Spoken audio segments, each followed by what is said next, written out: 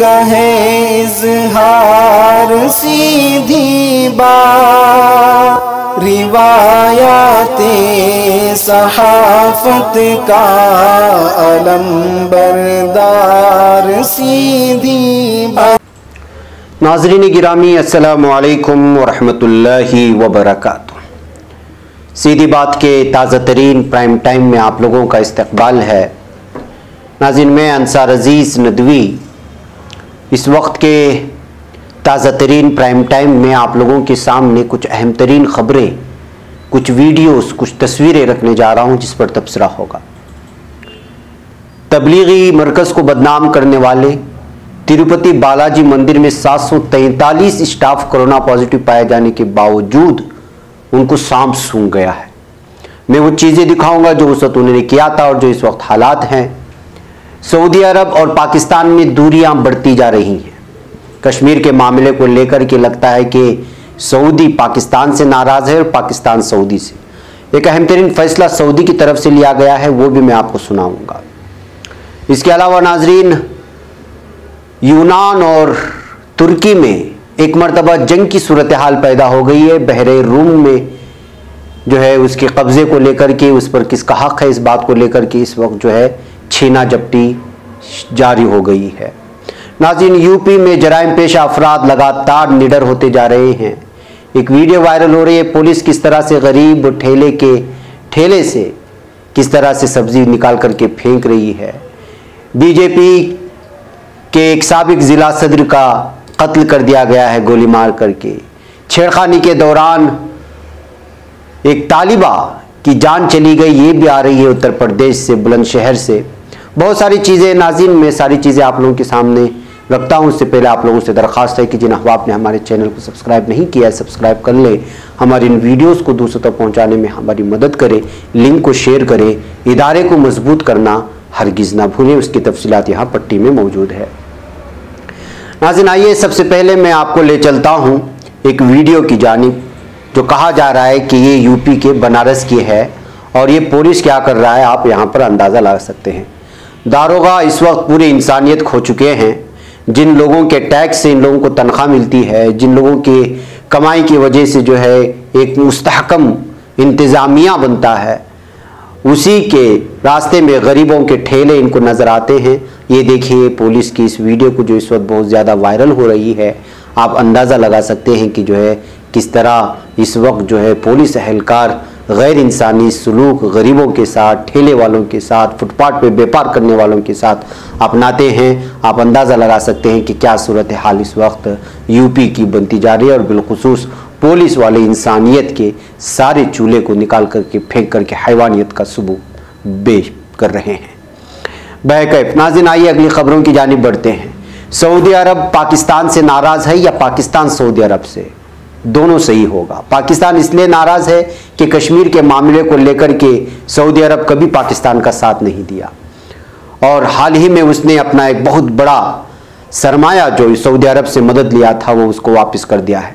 अब सऊदी अरब ने पाकिस्तान के लिए कर्ज की सहूलत और बाद में अदायगी के साथ तेल सप्लाई ख़त्म कर दी है।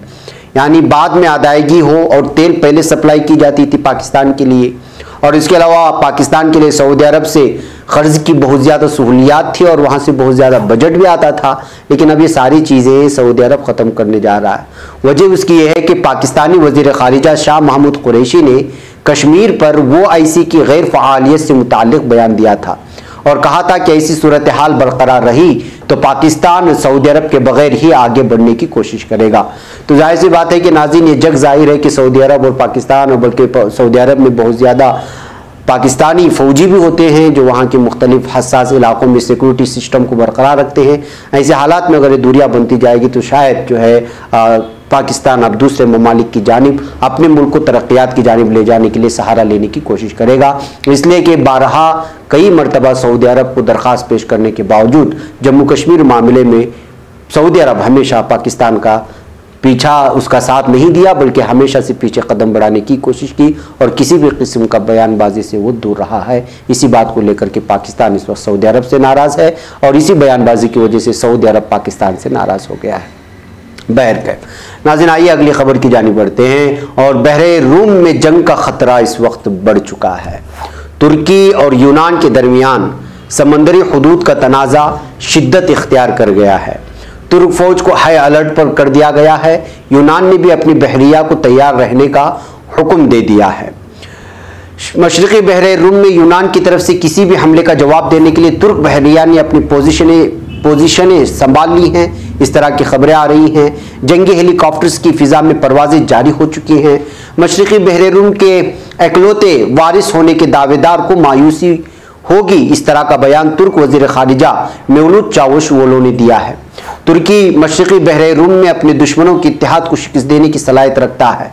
यूनान मुज़ाकरात के बजाय जंग का रास्ता इख्तियार कर रहा है, जो उसकी सबसे बड़ी गलती साबित होगी। ये जो है इस वक्त ताज़ा बयान आया है तुर्क वज़ीर ख़ारिजा का। तो इस बयान के बाद आप अंदाज़ा लगा सकते हैं कि इस वक्त मशरक़ी बहरे रूम में किस तरह की सूरत हाल यूनान और तुर्की के माबैन बनने जा रही है। नाज़रीन चलते चलते मैं आपको इस बात की भी इत्तला दूँ कि जो है सबसे ज़्यादा नाराज़ यूनान हुआ था उस वक्त जब आया सूफिया को दोबारा मस्जिद में बदलने की कोशिश की जा रही थी। तो पहले मस्जिद थी, बाद में उसको म्यूजियम बनाया गया, फिर उसको मस्जिद में तब्दील करने की कोशिश हुई।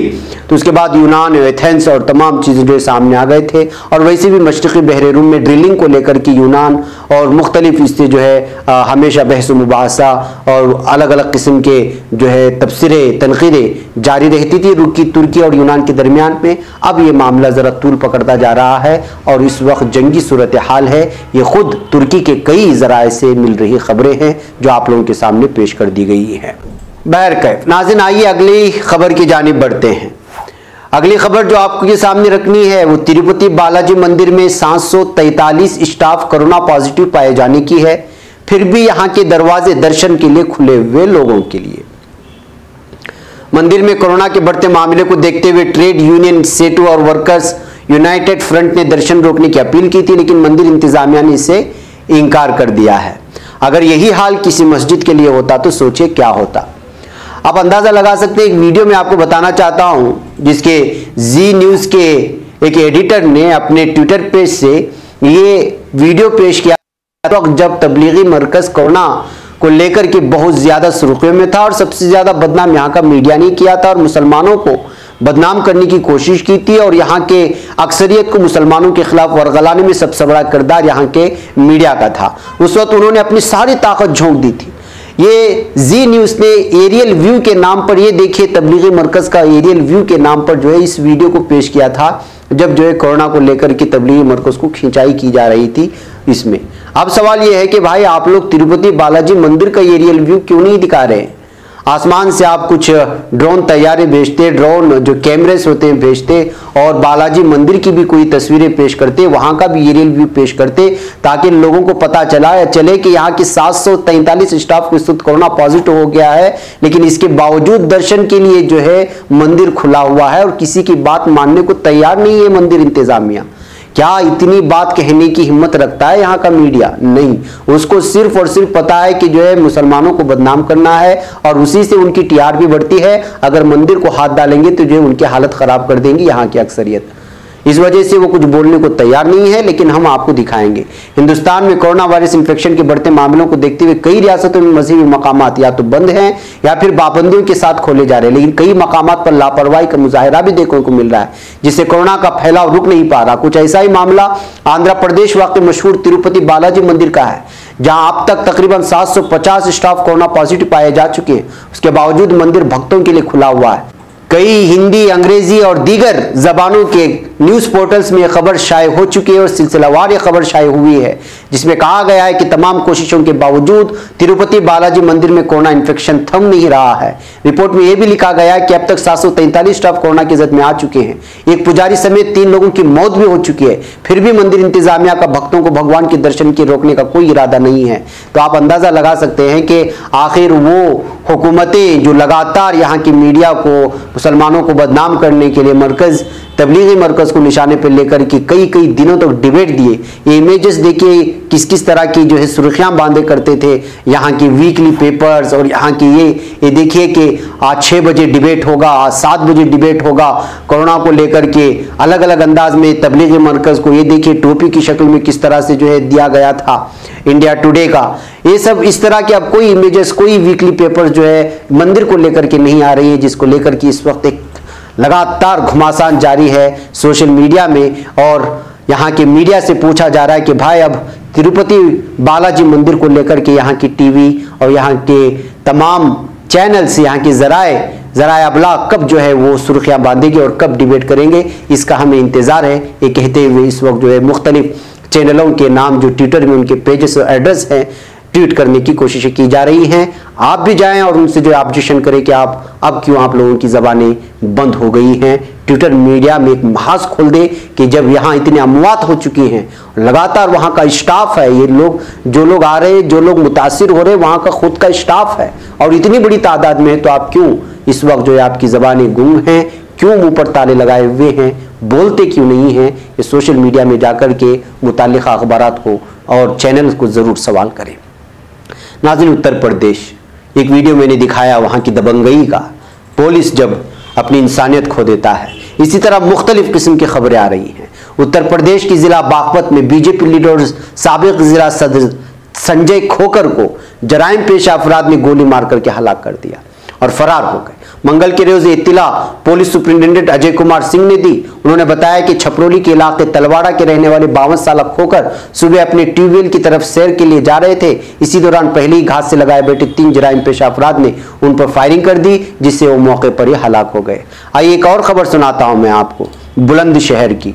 एक छेड़खानी की वजह से किस तरह एक लड़की की जान चली जाती है। ऐसा लगता है कि योगी हुकूमत में उत्तर प्रदेश अब पूरी तरह से भगवान भरोसे है। एक तरफ तो जराइम का गिराफ लगातार बढ़ता जा रहा है, दूसरी तरफ खवातीन के साथ छेड़खानी की खबरें भी आम होती जा रही हैं। मंचलों के बढ़ते हौसले की ताज़ा तरीन मिसाल बुलंदशहर में देखने को मिली, जहां इज्जत बचाने की कोशिश में बाइक पर सवार लड़की सड़क हादसे का शिकार हो गई, जिसके नतीजे में उसकी मौत वाक़ हो गई।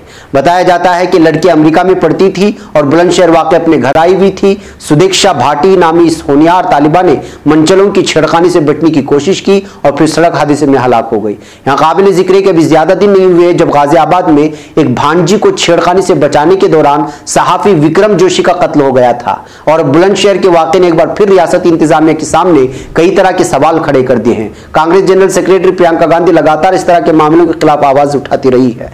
बहरकैफ नाज़रीन, ये सब कुछ हो रहा है और दिन दहाड़े हो रहा है, लेकिन इसके बावजूद यहाँ की सीएम योगी का कहना है कि सब कुछ चंगा है।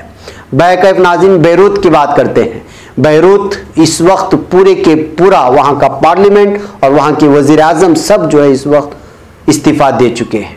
बेरूत धमाकों के बाद लबनान की सियासत में जो हंगामा मचा हुआ है और जिस तरह से वहाँ के नाराज़ अवाम रास्तों पर उतर आए हैं, उसकी वजह से जो है तमाम की तमाम लोग अब लबनान के वज़ीर आज़म हसन दयाब अपनी काबीना समेत मुस्तफ़ा हो गए और सदर मेशाल आउन ने उनका इस्तीफ़ा मंजूर कर लिया।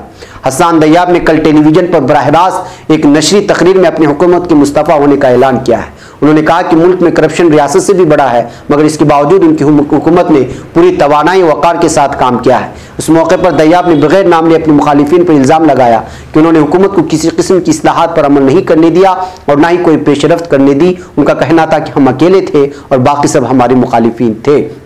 तो नाज़रीन, इस तरह यहाँ पर लबनान की सियासत में जो हमेशा हलचल रहती है और किसी ना किसी बात को लेकर के यहाँ के अवाम रास्ते पर निकल कर आते हैं। अब चूंकि यहाँ पर एक बहुत बड़ा धमाका हुआ था, उसके बाद जो सीधे जो चीज़ें पेश आए और जो सूरत हाल पैदा हुई, उसके बाद जो है यहाँ की पूरी हुकूमत इस वक्त जो है इस्तीफा दे चुकी है। अब आगे देखना है कि किस तरह की सूरत हाल पैदा होती है।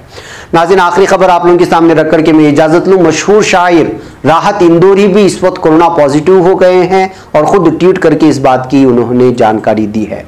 जी हाँ, मशहूर शायर राहत इंदौरी कोरोना वायरस की जद में आ गए। मंगल को उन्होंने खुद इस बात की जानकारी दी। ट्विटर के जरिए उन्होंने लिखा कि कोविड-19 की इब्तिदाई अलामात दिखाई देने पर मेरा कोविड टेस्ट किया गया, जिसकी रिपोर्ट मुस्बत आई है और आरबिंदो अस्पताल में भर्ती हूँ। दुआ कीजिए जल्द से जल्द इस बीमारी को हरा दूँ। उन्होंने लोगों से अपील की कि उनकी सेहत के बारे में जानकारी के लिए बार बार उन्हें या फिर उनके कुंबे को फ़ोन ना करें। उसकी जानकारी ट्विटर और फेसबुक की तवज्जो से सभी को मिलती रहेगी। बहरकैफ नाज़रीन, एक मशहूर शायर के इस तरह अचानक कोविड-19 मुतासिर पाए जाने की वजह से भी इस वक्त सोशल मीडिया में तबसरों का बाजार गर्म हो चुका है। नाज़िम मुझे इजाज़त दो। अस्सलामु अलैकुम रहमतुल्लाहि व बरकातुहू। खबर पढ़ने का तुमने भी अजब अंदाज पाया है, रवादारी के जज्बे ने भी तुम पे नाज पाया है, इसी रह में मोहब्बत का हंसी एजाज पाया है, तुम्हें हर अंजुमन में हमने तो मुमताज पाया है, मुमताज पाया है। तुम्हीं से है तरक्की पर अजीज अंसार सीधी बात, अजीमत जुर्अतो हिम्मत का है इज़हार सीधी बात।